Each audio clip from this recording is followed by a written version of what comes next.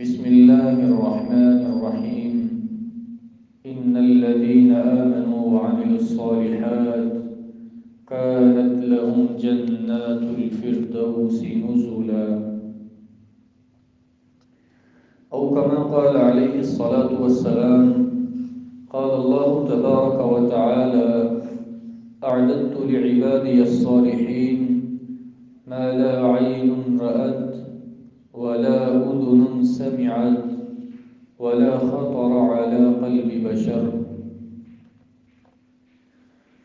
بوقار احتشام معزز سامعین گرامی قدر، ہر قسم کی حمد و ثنا اللہ وحدہ کی ذات کے لیے خاص ہے، جو ساری کائنات کا اکیلا ہی الہ ہے، اکیلا ہی مشکل کشا ہے، ازل سے لے کے ابد اور الی ابد تک اس اکیلے اللہ کی حکمرانی ہے، نہ اس کی ذات میں کوئی شریک ہے اور نہ ہی اس کی صفات میں اس کا کوئی شریک ہے۔ زمین و آسمان کی پیدائش میں اور اس کے اوپر مخلوقات کو بسانے کے اندر، طرح طرح کے شجر و حجر پیدا کرنے کے اندر اس اللہ رب العزت کا کوئی شریک نہیں ہے۔ حمد و ثنا کے بعد اللہ تعالیٰ درود و سلام ہوں آمینہ کے در یتیم جناب محمد رسول اللہ صلی اللہ علیہ وآلہ وسلم کی ذات گرامی پر، کہ جن کی وجہ سے اللہ رب العزت نے ہمیں انسان ہی نہیں بلکہ مسلمان بھی بنایا ہے۔ وہ اللہ اگر چاہتا ہمیں دنیا کا بدترین جانور بنا سکتا تھا، لیکن اس رب نے 3-4 قسمیں اٹھانے کے بعد کہا لَقَدْ خَلَقْنَا الْإِنسَانَ فِي أَحْسَنِ تَقْوِيمٍ۔ میں اللہ رب العزت نے انسان کو سب سے خوبصورت جثے کے اندر بنایا ہے۔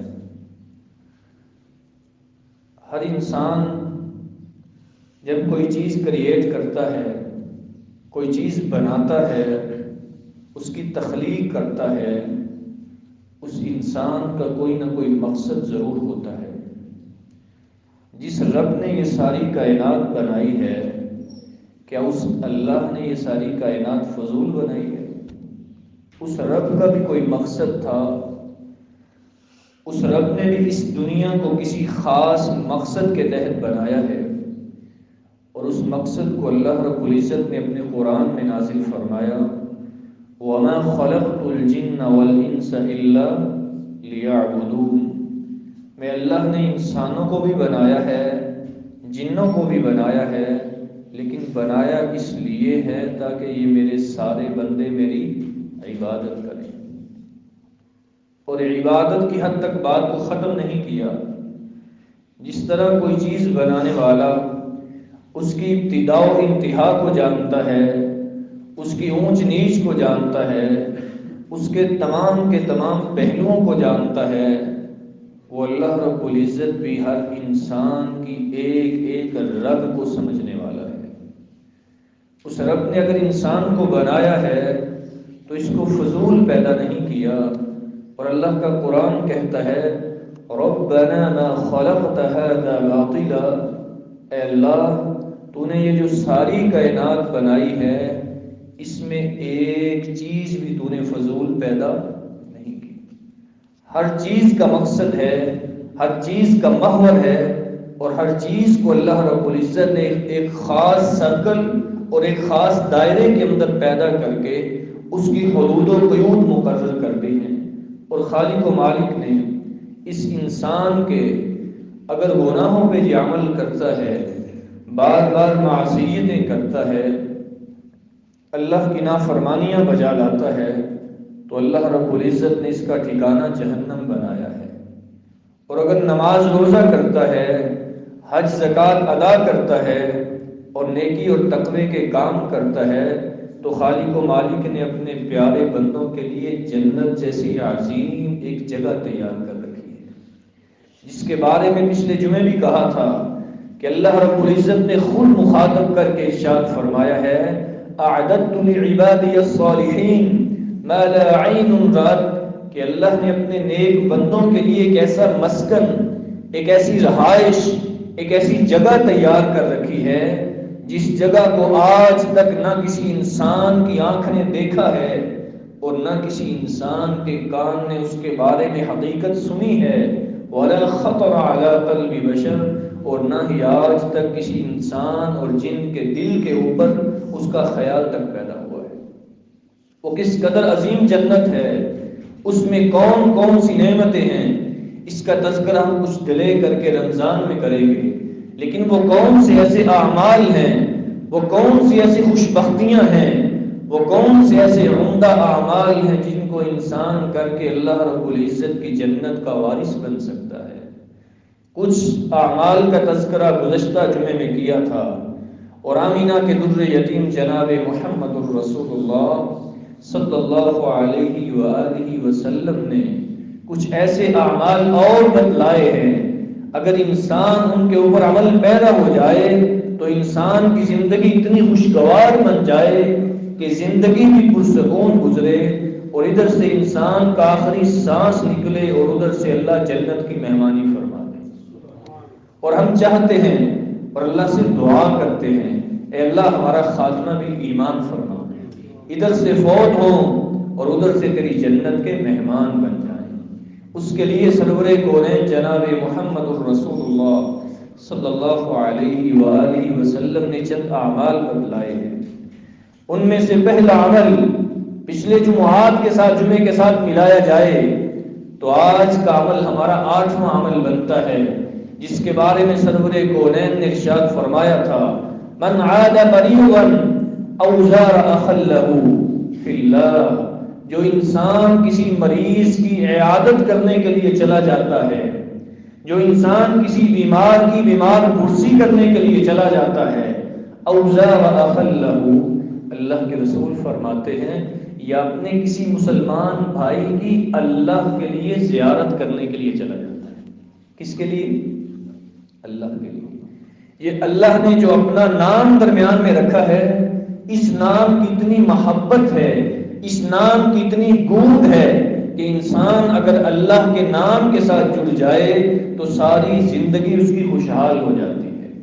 اللہ کے رسول فرماتے ہیں جس نے کسی بیمار کی بیمار پرسی کی یا اپنے کسی مسلمان بھائی کی اللہ کی خاطر زیارت کرتا ہے، آمینہ کے لال فرماتے ہیں ناداہ مناد، ایک آواز لگانے والا آواز لگاتا ہے، ان طبت وطاب ممشاک وتبوأت من الجنة منزلا، او اللہ کے پیارے بندے آپ کتنے خوش بخت ہیں، آپ خوش ہو جائیے، اور آپ کا مریض کی عیادت کر کے چل کے جانا یہ بڑا اچھا قدم تھا، اور آپ کا کسی مسلمان کی اللہ کی خاطر زیارت کے لیے جانا یہ بھی اللہ کو اتنا اچھا عمل لگا ہے۔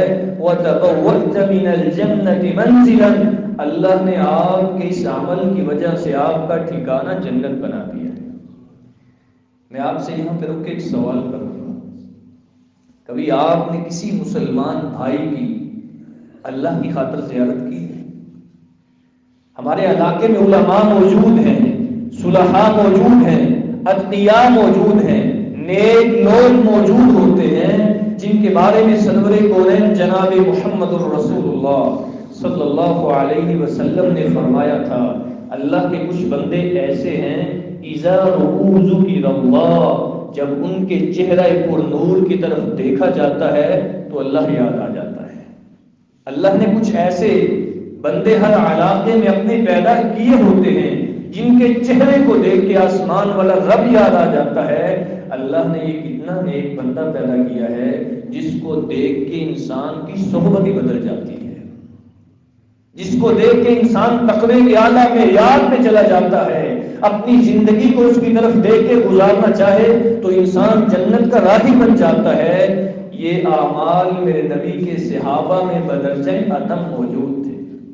میں آپ سے اس بات کا سوال کروں گا، آج سے اپنے دل میں یہ ٹھان لیں، میں نے ضرور اپنے فلاں مسجد کے فلاں عالم کی، فلاں مفتی کی، فلاں محدث کی، یا مسجد کے 5 وقت کے نمازی کی میں نے آج اللہ کی خاطر زیارت کرنی ہے۔ کس کی خاطر؟ اللہ کی خاطر. واللہ العظیم یہ اتنا عظیم عمل ہے. اگر انسان یہ کہہ دے میں آپ سے اللہ کی خاطر محبت کرتا ہوں، دنیا کی ساری چیزوں کے ایک سائڈ پہ کر کے جب انسان اللہ کا نام لیتا ہے، یہ ایسی محبت ہوتی ہے کہ کبھی ختم بھی نہیں ہوتی. اگر کوئی لڑکا کسی لڑکے سے محبت کرتا ہے دنیاوی غرض کی خاطر، وہ جب پوری ہوگی ختم ہو جائے گی. اگر کوئی لڑکا کسی لڑکی سے محبت کرتا ہے جب مقصد پورا ہوگا وہاں پہ دفع ہو جائے گا. لیکن اگر کوئی انسان کسی اللہ کی خاطر محبت کرتا ہے، مجھے سنن ترمذی کی وہ حدیث کبھی نہیں بھولتی. آمینہ کے در یتیم جناب محمد رسول اللہ صلی اللہ علیہ وسلم نے ارشاد فرمایا تھا، من احب اخاہ فلیعلمہ ایاہ. جب آپ کسی آدمی سے محبت کریں اور اللہ کی خاطر کریں تو اس کو بتا دیا کرو میں آپ سے اللہ کی خاطر محبت کرتا ہوں. یہ ایسی عظیم چیز ہے کہ جس سے انسان اگر مل جاتا ہے تو اللہ اس کو ڈائریکٹ جنت کے ساتھ ملا دیتا ہے. اور سیدنا ابوبکر صدیق رضی اللہ تعالیٰ عنہ کی صحیح مسلم کے اندر حدیث موجود ہے.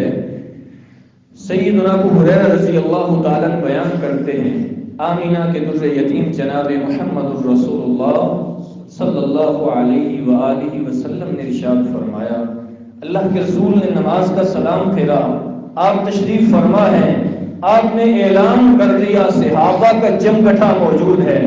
آپ نے فرمایا میرے صحابہ بتلاؤ، من اصبح منکم اليوم صائما، آج تم میں سے روزہ کس نے رکھا ہے؟ سیدنا ابو بکر کہنے لگے انا یا رسول اللہ کے رسول روزہ میں نے رکھا ہوا ہے. اللہ کے رسول نے دوسرا سوال کر دیا، کہا میرے صحابہ فمن طبع منکم اليوم جنازۃ، آج جنازہ کس آدمی نے پڑھا ہے؟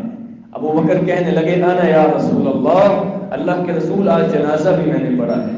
اللہ کے رسول نے تیسرا سوال پھر اٹھا دیا، کہا مجھے یہ بتلائیے من اطعم منکم اليوم مسکینا، آج کسی مسکین کو کھانا کس نے کھلایا ہے؟ ابو بکر کہنے لگے انا یا رسول اللہ کے رسول مسکین کو کھانا بھی میں نے آج کھلایا ہے. اللہ کے رسول نے پھر ایک اور سوال کر دیا، فمن عاد منکم اليوم مریضا، آج کسی بیمار کی بیمار پرسی کس نے کی ہے؟ حضرت ابو بکر کہنے لگے انا یا رسول اللہ کے رسول آج بیمار کی بیمار پرسی بھی کر کے آیا ہوں. اللہ کے رسول نے کیا ہی عظیم بات بیان فرمائی اور سرور کونین نے ارشاد فرمایا تھا، مجتمعنا فی امرئ الا دخل الجنہ. یہ چار چیزیں جس انسان میں جمع ہو جاتی ہیں اللہ نے اس کا ٹھکانہ جنت بنا دیا ہے. کون سے چار عمل؟ مریض کی عیادت کرنا، مسکین کو کھانا کھلانا اور روزہ رکھنا اور جنازے کی پیروی کرنا، جنازہ پڑھنا. اگر کسی انسان میں یہ چار عمل آ جاتے ہیں اللہ نے اس کا ٹھکانہ جنت بنا دیا ہے. اور اگلا عمل جس کے بارے میں سرور کونین جناب محمد الرسول اللہ صلی اللہ علیہ وآلہ وسلم نے ارشاد فرمایا تھا، جو اگر ہم اپنی زندگیوں میں اتار لیں تو اللہ رب العزت ہماری زندگی کو بھی خوشحال فرما دے گا. سرور کونین نے ارشاد فرمایا تھا، اطلعت فی الجنۃ فرأیت اکثر اہلها الفقراء. میرے صحابہ میں نے جنت میں جان کے دیکھا اور جنت میں جو اکثر لوگ تھے وہ مجھے فقیر ہی نظر آئے تھے. کوٹھیوں اور بنگلوں والے نظر نہیں آئے میرے نبی کو. اس سے یہ مراد نہیں کہ کوٹھی بنانا جرم ہے، اس سے یہ بھی مراد نہیں بنگلہ بنانا جرم ہے، اس سے یہ بھی مراد نہیں گاڑی رکھنا جرم ہے. سب کچھ انسان کے پاس اگر ہو اور انسان اللہ کا پیروکار بھی ہو تو اس میں کوئی حرج نہیں ہے. میرے نبی کے پیارے صحابی ابو بکر کے پاس مال تھا رضی اللہ تعالی عنہ، سیدنا عمر کے پاس بھی مال تھا رضی اللہ تعالی عنہ، سیدنا عثمان کے پاس بھی مال تھا رضی اللہ تعالی عنہ، سیدنا علی رضی اللہ تعالی عنہ کے پاس بھی مال تھا. سیدنا عثمان نے تو اللہ کے راستے میں اتنا مال دیا تھا کہ آپ علیہ الصلوۃ والسلام نے خوش ہو کے کہا تھا، عثمان ما ضر عثمان ما عمل بعد اليوم عثمان فی الجنہ. عثمان آپ نے اللہ کے راستے میں اتنا مال دے دیا ہے، آج کے بعد آپ کوئی بھی عمل نہ کریں، میں محمد نبوت والی زبان سے کہتا ہوں اللہ نے آپ کا ٹھکانہ جنت بنا دیا صلی اللہ علیہ وسلم۔ یہ میرے نبی کے وہ صحابی سیدنا عثمان ہیں۔ مال رکھنا جرم نہیں ہے، مال اپنے پاس ہونا جرم نہیں ہے، لیکن مال کا جب غلط استعمال کیا جاتا ہے یہ جرم بن جاتا ہے۔ اللہ رب العزت نے مال کو قرآن میں خیر کے لفظ کے ساتھ بھی پکارا ہے۔ مال انسان کے لیے خیر بھی بن جاتا ہے، لیکن کب بنتا ہے؟ جب انسان اللہ کی اطاعت والے کاموں میں لگاتا ہے، جب نافرمانی والے کاموں میں لگاتا ہے تو یہی مال انسان کے لیے وبال جان بھی بن جاتا ہے۔ مسکین ہونا، غریب ہونا یہ کوئی عیب کی بات نہیں ہے۔ سرور کونین جناب محمد رسول اللہ صلی اللہ علیہ وآلہ وسلم تو دعا کیا کرتے تھے، اللہم احیینی مسکینا، اے اللہ اگر مجھے زندہ رکھنا تو مجھے مسکین بنا کے زندہ رکھنا، وَأَمِتْنِي مِسْكِينًا، اے اللہ اگر مجھے اس دنیا سے لے کے جائے تو میں اس وقت مسکین ہوں، وَاحْشُرْنِي فِي زُمْرَةِ الْمَسَاكِينِ يَوْمَ الْقِيَامَةِ، اے اللہ جب قیامت کے دن تو میرا حشر کرے، مجھے قیامت کے دن جب اٹھائے تو میرا حشر مسکین لوگوں کے ساتھ کرنا۔ یہ میرے نبی کی دعا تھی۔ اللہ کے رسول صلی اللہ علیہ وسلم ایک دن سیدنا ابو ذر رضی اللہ تعالیٰ کے ساتھ ہیں اور آمینہ کے لال جناب محمد رسول اللہ صلی اللہ علیہ وسلم سیدنا ابو ذر کو کہتے ہیں، یا ابا ذر، ابو ذر میری بات سنیے۔ ابو ذر کہتے ہیں لبیک یا رسول اللہ، اللہ کے رسول ابو ذر حاضر ہے۔ کہا ابو ذر یہ احد پہاڑ نظر آ رہا ہے؟ جی اللہ کے رسول مجھے نظر آ رہا ہے۔ اللہ کے رسول فرماتے ہیں ابو ذر اگر اللہ اس سارے کے سارے احد پہاڑ کو سونے کا بنا دے، میں محمد صلی اللہ علیہ وسلم 3 دن بھی نہیں گزرنے دوں گا، سارا اللہ کے راستے میں صدقہ کر دوں۔ مجھے اس مال کی ضرورت نہیں ہے، مال ہونا بری بات نہیں، مال کو جب اللہ کے راستے میں لگا دیا جاتا ہے تو وہ بہت ہی عمدہ بن جاتا ہے۔ سیدنا ابو ذر بڑے ہی سلفی آدمی تھے، بڑے ہی صوفی ٹائپ آدمی تھے رضی اللہ تعالی عنہ، جن کے بارے میں سرور کونین جناب محمد الرسول اللہ صلی اللہ علیہ وسلم نے ایک دن فرمایا، ابو ذر تعیش وحدہ وتموت وحدہ وتبعث یوم القیامت وحدہ ویصلی علیک جماعت من المسلمین، ابو ذر تو زندہ رہے گا تو اکیلا، تو فوت ہوگا تو اکیلا، اور اس دنیا سے جب جائے گا تو اکیلا ہوگا، وَيُصَلِّ عَلَيْكَ جَمَاعَةٌ مِّنَ الْمُسْلِمِينَ، لیکن جب تیرا جنازہ ہوگا تو ایک مسلمانوں کی جماعت حاضر ہو جائے گی۔ ہوا کیا؟ سیدنا ابو ذر کو ربضہ مقام پہ منتقل کر دیا گیا۔ سیدنا ابو ذر کا آخری وقت ہے، بڑے پریشان کہ مجھے نبی نے تو یہ وصیت کی تھی کہ ابو ذر یعیش وحدہ ویموت وحدہ، تو زندہ بھی اکیلا رہے گا اور فوت ہوگا تب بھی اکیلا ہوگا، وَيُصَلِّ عَلَيْكَ جَمَاعَةٌ مِّنَ الْمُسْلِمِينَ، تیرے جنازے پہ مسلمانوں کی ایک جماعت حاضر ہوگی، لیکن آج میری موت کا وقت قریب ہے، مجھے تو کوئی بندہ نظر نہیں آ رہا۔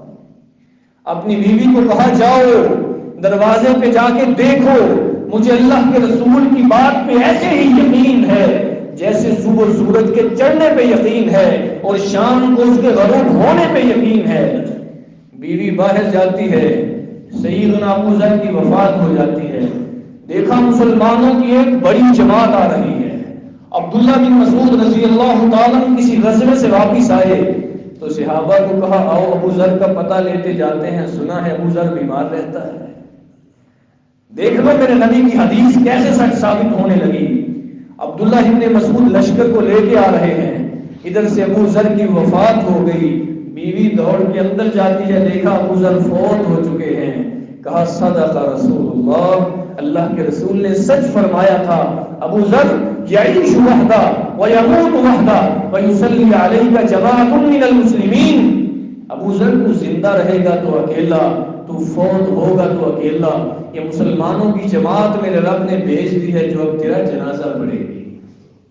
یہ وہ ابو ذر ہیں جو کہا کرتے تھے لوگوں مال ایک دن اور ایک رات سے زیادہ اگر کسی کے گھر میں موجود ہو اس کو کنز کہا جاتا ہے. اور کنز کے بارے میں اللہ تعالیٰ نے فرمایا ہے وَالَّذِينَ يَكْنِزُونَ الذَّهَبَ وَالْفِضَّةَ وَلَا يُنْفِقُونَهَا فِي سَبِيلِ اللَّهِ. جو لوگ مال کو اپنے گھروں میں رکھتے ہیں اللہ کے راستے میں صدقہ نہیں کرتے, قیامت کے دن اسی مال کے ساتھ ان کے چہروں کو, ان کی پشتوں کو اللہ رب العزت اس مال کو گرم کر کر کے ڈالیں گے. یہ صرف ابو ذر کا موقف تھا. مال رکھنا بری بات نہیں ہے, مال اللہ کے رسول کے پاس بھی تھا, مال ابو بکر و عمر عثمان و علی رضوان اللہ علیہم اجمعین کے پاس بھی تھا, لیکن اللہ کی اطاعت والے کاموں میں خرچ کیا کرتے تھے. ہم بات کر رہے تھے مسکین آدمی کی, اور آمینہ کے در یتیم جناب محمد الرسول اللہ صلی اللہ علیہ وآلہ وسلم کی صحیح مسلم میں حدیث موجود ہے. سرور کونین نے کہا تھا فقراء المہاجرین يدخلون الجنہ. جو فقیر لوگ ہیں جو اللہ کی خاطر سب کچھ چھوڑ دیتے ہیں, جب قیامت کا دن ہوگا امیر لوگوں سے 40 سال پہلے جنت میں داخل ہو جائیں گے. امیر لوگوں سے 40 سال پہلے اللہ غریبوں کو جنت میں بھیج دے گا. وہ غریب لوگ جنہوں نے اپنی زندگی گزاری تو اللہ کی اطاعت میں, اپنے لیل و نہار گزارے تو اللہ رب العزت کی اطاعت میں, اللہ اور اس کے رسول کی نافرمانی نہیں کی, تو ان لوگوں کے لیے اللہ کے رسول نے فرمایا تھا قیامت کے دن یہ لوگ جنت میں امیروں سے 40 سال پہلے چلے جائیں گے. اور 10واں عمل جو آمینہ کے در یتیم جناب محمد الرسول اللہ صلی اللہ علیہ وسلم نے ارشاد فرمایا جو کر کے انسان جنت میں جا سکتا ہے, آپ نے فرمایا تھا انا وکافل الیتیم فی الجنۃ ہکذا. اللہ کے رسول نے فرمایا میں اور یتیم کی کفالت کرنے والا جنت میں ایسے اکٹھے ہوں گے جس طرح یہ 2 انگلیاں اکٹھی ہیں. اس لیے یتیموں کا مال کھانے کی بجائے ان کے سروں کے اوپر دست شفقت رکھیے, ان کے ساتھ پیار کیجیے, ان کے ساتھ محبت والا رویہ رکھیے. اور اللہ کے رسول صلی اللہ علیہ وسلم کی اس حدیث کے مستحق ٹھہر جائیے کہ اللہ کے رسول نے فرمایا یتیم کی کفالت کرنے والا جنت میں بھی ہوگا اور جنت میں اللہ رب العزت میں محمد کا ساتھ عطا فرما دے گا صلی اللہ علیہ وسلم. اور ہم سمجھتے ہیں شاید ہم یہ جو مال کھا رہے ہیں اس مال کی ہی برکت ہے, جبکہ وہ مال اگر ہم یتیموں کا کھائیں گے, اللہ کا قرآن کہتا ہے ان الذين يأكلون اموال اليتامى ظلما انما يأكلون في بطونهم نارا. جو لوگ یتیموں کا مال کھاتے ہیں وہ یتیموں کا مال نہیں کھاتے بلکہ اپنے پیٹوں میں جہنم کی آگ بھر رہے ہیں. اس سے ہمیں بچنا چاہیے. لیکن آج کل کے لوگ بڑی خوش دلی سے یہ کام کرتے ہیں. اور 11واں عمل جو آمینہ کے در یتیم جناب محمد الرسول اللہ صلی اللہ علیہ وآلہ وسلم نے بیان فرمایا, اللہ کا قرآن کہتا ہے فَقُلْ اسْتَغْفِرُوا رَبَّكُمْ إِنَّهُ كَانَ غَفَّارًا يُرْسِلِ السَّمَاءَ عَلَيْكُمْ مِدْرَارًا وَيُمْدِدْكُمْ بِأَمْوَالٍ وَبَنِينَ وَيَجْعَلْ لَكُمْ جَنَّاتٍ وَيَجْعَلْ لَكُمْ أَنْهَارًا. اپنے رب سے اپنے گناہوں کی معافی مانگا کرو, اللہ تمہاری زندگی کے سارے گناہ ہی معاف کر دے گا. صرف گناہ معاف نہیں کرے گا, یرسل السماء علیکم مدرارا, اگر بارشیں نہ آتی ہوں گی اللہ استغفار کرنے کی وجہ سے بارش بھی عطا کر دے گا. وَيُمْدِدْكُمْ بِأَمْوَالٍ وَبَنِينَ, اگر آپ غریب ہو اللہ آپ کو مال بھی عطا فرما دے گا. اگر آپ کے پاس اولاد نہیں ہے بے اولاد کو استغفار کثرت سے کیا کرو, اللہ نیک اولاد بھی عطا فرما دے گا. یہ کتنے فائدے ہیں استغفار کے. اور سرور کونین جناب محمد الرسول اللہ صلی اللہ علیہ وآلہ وسلم نے تو ارشاد فرمایا تھا طوبی لمن وجد فی صحیفته استغفارا کثیرا. میری امت کے لوگوں اس انسان کے لیے خوشخبری ہے قیامت کے دن جس کے صحیفے سے بہت زیادہ استغفار نکل آئے گا. دنیا میں استغفار کرتا رہا قیامت کے دن میرے رب نے جب اس کا صحیفہ کھولا اور اس کے صحیفے میں استغفار کے انبار لگے ہوئے تھے، اور اللہ رب العزت فرمائیں گے میرے بندے خوش ہو جا، میرے بندے خوش ہو جا۔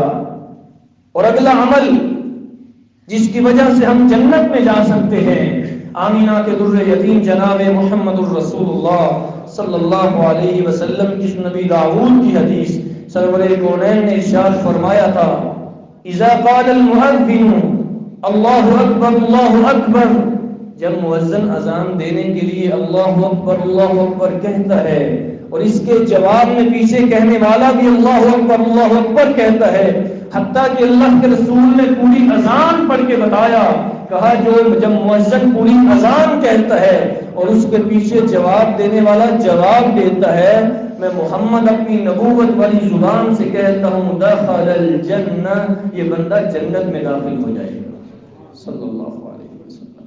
آپ مجھے بتلائیں جب مؤذن اذان دے رہا ہو اس کا جواب دینے میں ہمیں کتنا وقت لگتا ہے؟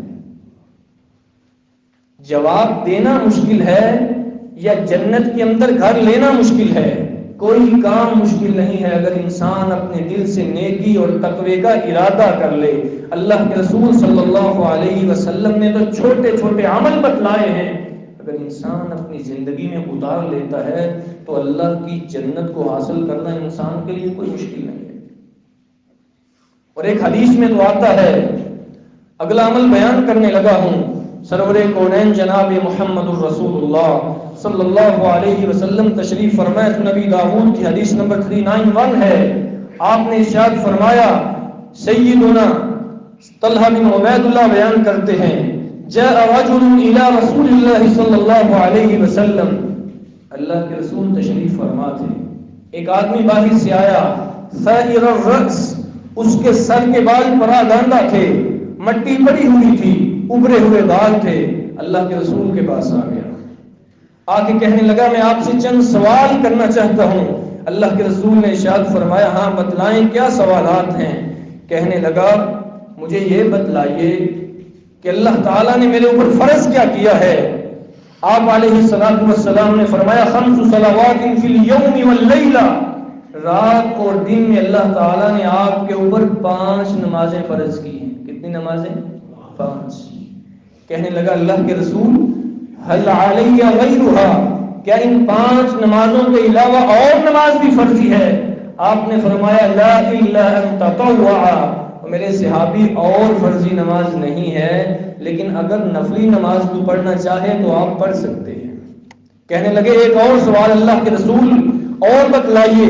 آپ نے فرمایا صیام شہر رمضان، اللہ نے سال کے اندر رمضان کے مہینے کے روزے آپ کے اوپر فرض کیے ہیں۔ کہنے لگا اللہ کے رسول حل علی غیرہا، کیا رمضان کے مہینے کے روزوں کے علاوہ کچھ اور بھی میرے اوپر فرض ہے؟ آپ نے فرمایا لا الا ان تطوعا، اور روزے فرض نہیں ہیں، اگر آپ نفلی رکھنا چاہیں تو رکھ سکتے ہیں۔ تو پھر کہنے لگا اللہ کے رسول اور؟ آپ نے ارشاد فرمایا میرے صحابی، اللہ رب العزت نے آپ کے اوپر سال میں ایک دفعہ اپنی مال کی زکوٰۃ ادا کرنا فرض کر رکھا ہے۔ کہا اللہ کے رسول اور؟ آپ نے فرمایا لا الا ان تطوعا، فرضی زکوٰۃ تو دینی ہی دینی ہے، اس کے علاوہ اگر آپ صدقہ کرنا چاہیں تو آپ کے لیے مانے نہیں ہے، لیکن وہ نفلی صدقہ شمار ہوگا۔ فَأَدْبَرَ الرَّجُلُ وَهُوَ يَقُولُ، حدیث کے الفاظ ہیں جب اس آدمی نے یہ سوالات کیے، اللہ کے رسول نے وہ جوابات دیے، وہ صحابی اٹھا اور جانے لگا اور کہنے لگا وَاللَّهِ لا ازید علی هذا ولا انقص منه، او کائنات کے لوگوں سن لو، جو محمد الرسول اللہ صلی اللہ علیہ وسلم نے چیزیں بتلائی ہیں، نہ میں ان میں زیادتی کروں گا اور نہ ہی ان سے کمی کروں گا۔ اللہ کے رسول نے ارشاد فرمایا میرے صحابہ افلح ان صدق دخل الجنہ، میرے صحابہ اگر اس صحابی نے سچ بولا ہے، میں اپنی نبوت والی زبان سے کہتا ہوں یہ پکا جنتی آدمی ہے۔ کیا پتہ چلا؟ جو انسان 5 نمازیں پڑھتا ہے اور سال کے بعد رمضان کے مہینے کے روزے رکھتا ہے اور اللہ تعالیٰ نے جو اس کے مال کے اوپر فرضی زکوٰۃ رکھی ہے اس کو ادا کرتا ہے، تو یہ بندہ پکا جنتی ہے، جس کے بارے میں سرور کونین جناب محمد الرسول اللہ صلی اللہ علیہ وسلم نے ارشاد فرما دیا ہے۔ اور اگلا عمل جس کے بارے میں سرور کونین نے ارشاد فرمایا تھا، سنن نسائی کی حدیث سیدنا انس رضی اللہ تعالیٰ بیان کرتے ہیں، آپ نے ارشاد فرمایا من احتسب ثلاثة من صلبه دخل الجنہ، جس انسان کی اولاد میں سے 3 جگر گوشے، 3 بچے بلوغت سے پہلے اس دنیا میں چلے گئے، اللہ کے رسول فرماتے ہیں فصبر علیہا، وہ ان کے اوپر صبر بھی کرتا ہے، دخل الجنہ، وہ بندہ بھی جنت میں جائے گا۔ سیدنا انس رضی اللہ تعالیٰ بیان کرتے ہیں فقامت امرأۃ، ایک عورت کھڑی ہوئی، کہنے لگی اللہ کے رسول او اثنانی، جس کے 2 بچے فوت ہو جائیں، آپ نے فرمایا چلو جس کے 2 فوت ہو جائیں وہ بھی جنتی ہے۔ وہ عورت بعد میں کہنے لگی کاش کہ میں ایک بندے کے بارے میں بھی پوچھ لیتی کہ جس کا ایک بچہ اس دنیا سے بلوغت سے پہلے چلا جائے تو اللہ کے رسول اس کے بارے میں بھی جنت کا کہہ دیتے۔ سیدنا انس رضی اللہ تعالیٰ وہ صحابی ہیں جن کی ماں ام سلیم رضی اللہ تعالی عنہا نے حضرت انس کے والد کی وفات کے بعد ابو طلحہ رضی اللہ تعالی عنہ سے شادی کی تو اللہ تعالیٰ نے ان سے ایک بیٹا عطا فرمایا۔ کتنے بیٹے؟ ایک بیٹا عطا فرمایا۔ سیدنا ابو طلحہ مزدوری کے لیے چلے جاتے ہیں، بیٹا بیمار تھا، گھر میں تھا، شام کو مزدوری کر کے گھر میں آتے ہیں، اپنی بیگم سے پوچھا بتلائیے بیٹے کا کیا حال ہے؟ بیگم کہنے لگی پہلے سے الحمدللہ کافی فرق پڑ چکا ہے، پہلے سے آرام میں ہے، جبکہ بیٹا فوت ہو چکا تھا۔ بیٹا کیا ہو چکا تھا؟ فوت ہو چکا تھا۔ بیوی کہنے لگی پہلے سے آرام میں ہے۔ آج کل کی عورت ہوتی تو پہلے گھر میں داخل ہوتے ہی اپنے ہاتھوں کو سر پہ رکھ کے پیٹنے لگ جاتی، لیکن میں صحابیات کے ایمان پہ قربان جاؤں، اپنے خاوند کو پریشان نہیں کیا، کہا آپ تشریف رکھیے، آگے کھانا رکھا، انہوں نے کھانا تناول فرمایا، رات گزاری، اللہ تعالیٰ کے حکم سے خاوند اور بیوی آپس میں ملے۔